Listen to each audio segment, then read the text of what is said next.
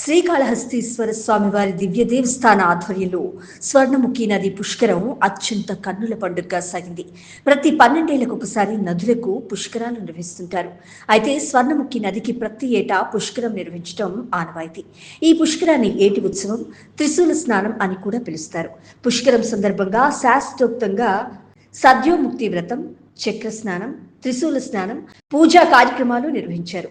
పంచమూర్తులకు ప్రత్యేక అభిషేకాలు, పూజలు జరిగాయి. స్వామి, అమ్మవారు, వినాయక స్వామి, సుబ్రహ్మణ్య స్వామి, చెన్నకేశ్వర స్వామి వార్ల ఉత్సవమూర్తులకు స్వర్ణముఖి నదిలో ఘనంగా పుష్కర పూజలు నిర్వహించారు. పూజల కోసం నదిలో ప్రత్యేకంగా తవ్వించిన కోనేరు వద్ద వేద పండితులు పంచమూర్తులకు శాస్త్రోక్తంగా సద్యోముక్తి వ్రతం చేశారు.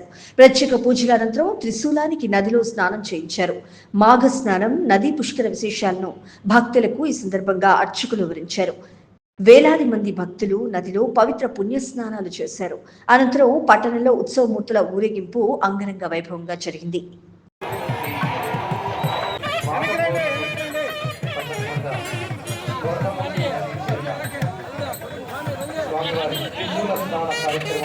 దేవస్థానం వారు అత్యంత